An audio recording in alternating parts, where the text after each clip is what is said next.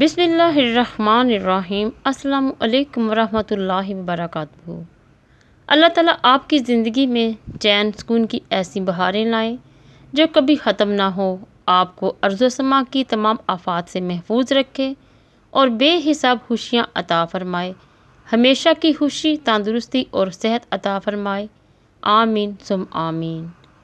ہم لوگ نیک بننا نہیں، صرف نیک دکھنا اور نیک کہلانا چاہتے ہیں، اور یہ منافقت کا سب سے اعلیٰ درجہ ہے۔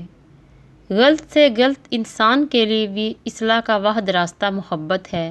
تنقید اور تلخی چاہے کتنی ہی حق پر کیوں نہ ہو، وہ اصلاح کے لیے کارگر ثابت نہیں ہو سکتی۔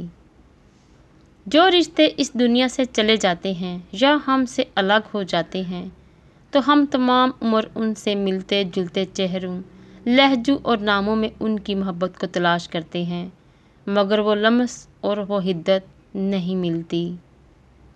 زندگی کبھی یہ شرط نہیں رکھتی کہ میں فلاں کے بغیر نہیں گزروں گی۔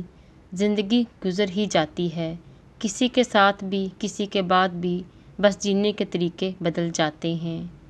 کسی کے فیصلے کے وقت اگر بات قرآن تک پہنچ ہی جائے تو فیصلہ قرآن کے اوپر ہاتھ رکھ کر نہیں بلکہ اس کے اندر سے پڑھ کر کریں۔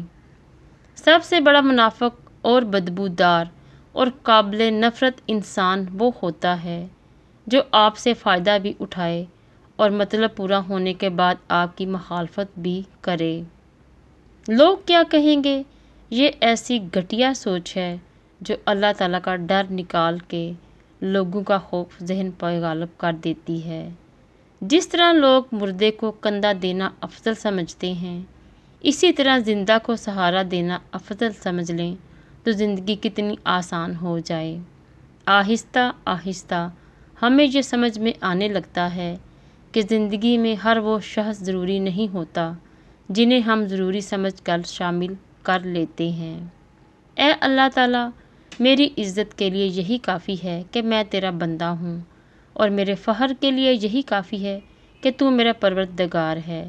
تو ویسا ہی ہے جیسا میں چاہتا ہوں، بس تو مجھ کو ویسا بنا دے جیسا تو چاہتا ہے، آمین ثم آمین۔